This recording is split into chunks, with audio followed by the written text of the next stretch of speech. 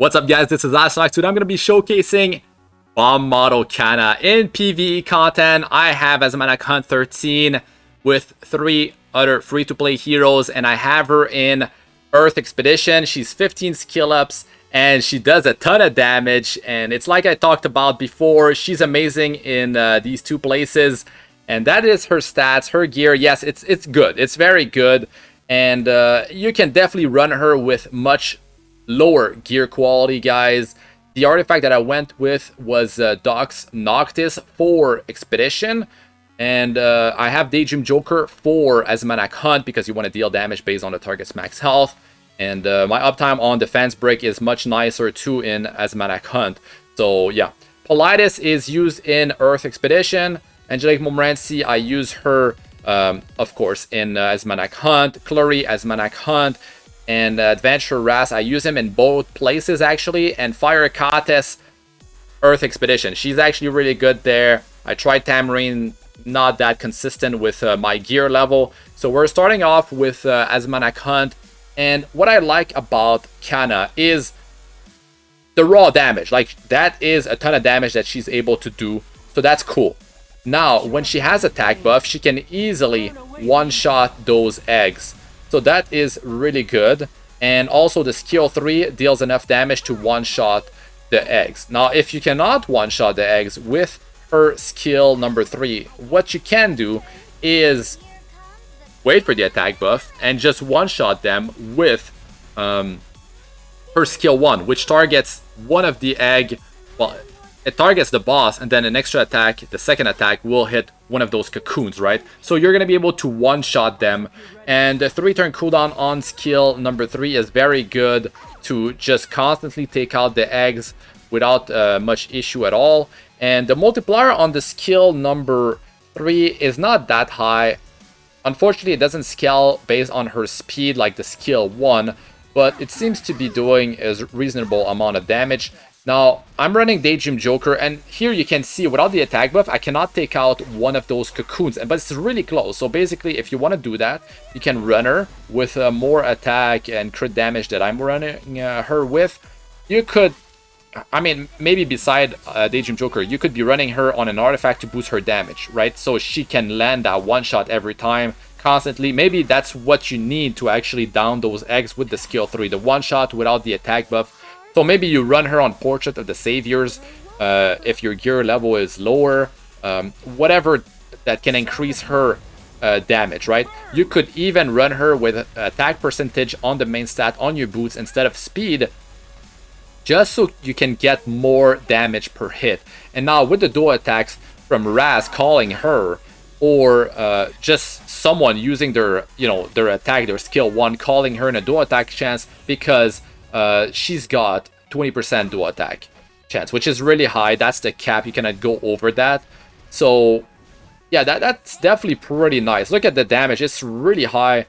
Over 13,000 on the cocoon. The boss is just getting destroyed because defense break plus Daydream Joker plus the damage she does with the attack buff. It's just ridiculous, right?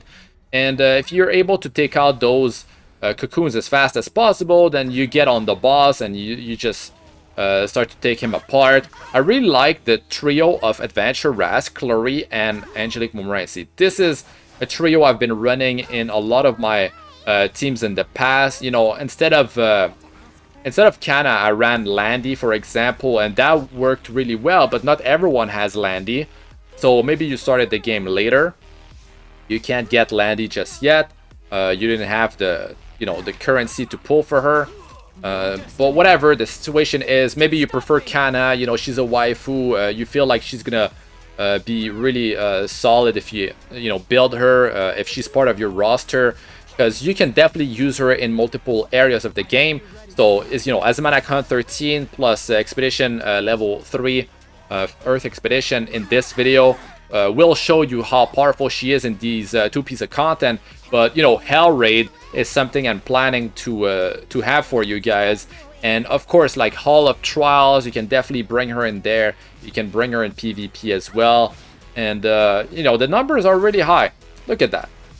Almost 14,000 damage without attack buff on herself, I believe it was, because Daydream Joker is that crazy when defense breaks on the target. So you can see here, you know, close to 10,000 damage. What you need is something like 8,700 damage to one-shot those eggs, I believe. It's not that high, so you're able to tweak your gear to be able to land that one-shot. So of course, if you're missing some skill ups, maybe you're gonna run attack percentage on the main stats of your boots, be able to one-shot, right? So yeah, Asmanak Hunt, easy peasy. Those 3 heroes supporting her, they're doing their job very well with the constant stripping of Adventure, Ras, and Clury. So you don't have to worry about that frenzy. It's very good. The healing from Angelic Momentary, you can see is very high.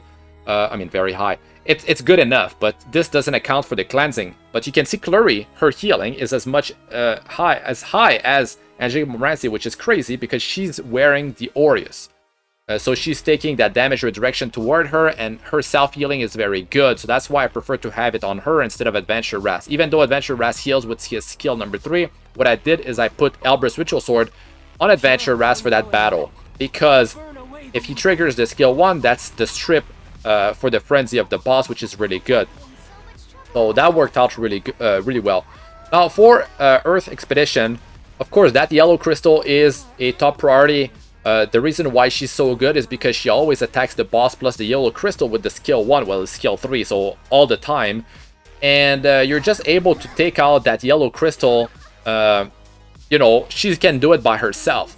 So you don't even need to run, like, let's say you run a second damage dealer, that damage dealer doesn't even need to do AoE damage. So that's pretty solid. But of course, a team with, instead of Politis, like Fire Bell, would perform much better because you would have you'll be attacking 2 targets because Fire Bell can do that with skill 1 now. So that yellow crystal gets destroyed so fast.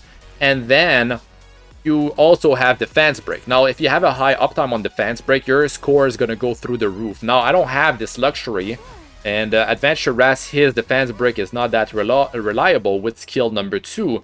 And there's that cooldown. And you know, if I had, let's say, Adventure Ras and Fire Bell on the team, or Fire Tenebria instead of Politis, that would be much better. Higher uptime on Defense Break means, I mean, ton of damage.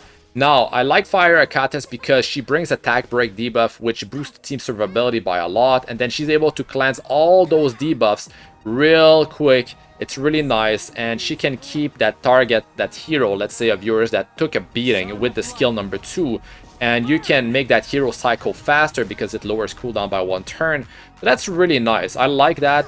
And of course, to do more damage, I would go Tamarine. Triggering dual attack with Kanna would be great. Getting an attack buff on your second damage dealer. Getting a higher uptime of attack buff on Kanna.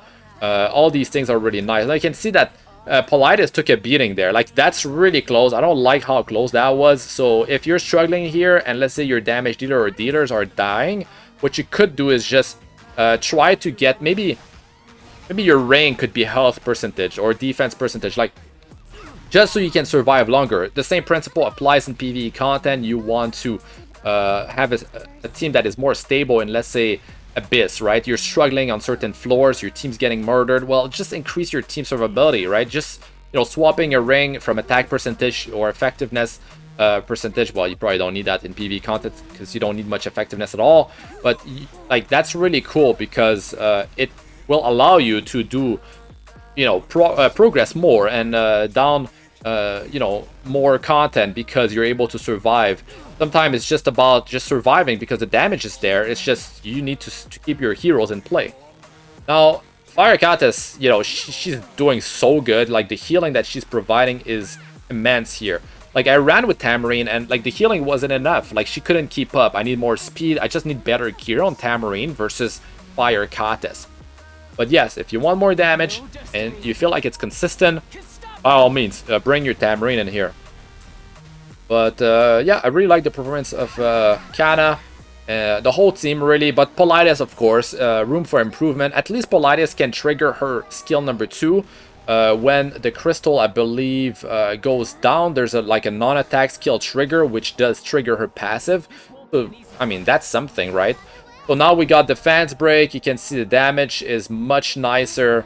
So if we were able to get that Defense Break to stick, man, during the battle, or just like have a good uptime on it, it would be so good. I could pull 1,000,000 plus easy. So I feel like that's the next step for me, and maybe it gives you ideas. Maybe the first thing you need to do is make sure your team's consistent, right? You don't want to start losing heroes. So when you got the survivability figured out, then it's about, slowly boosting the damage and swapping heroes for a more offense-based, setup or something like that. But yeah, Fire Caides with, 75% chance to attack break with skill 1 with her exclusive equipment. It's crazy. Now the boss got into frenzy. We're just gonna go down. That's all we were able to do. But 713,000, not too shabby. Could be better. Can definitely improve upon that. But it gives you a good idea of how she performs, and you can see her damage. It's ridiculous. More than twice the damage of Caides, because of course she's got her own attack buff. But that is 50% more attack, right? That's still, she's still dealing so much damage. Anyways, that's gonna be it for this one, guys. If you need an emulator to play Apex 7 or other mobile games on your computer, the one that I use personally is in the link in the description with the instruction on how to install it properly. That's it for this one. I'm Astranox. Good luck with all you do. Peace out for now.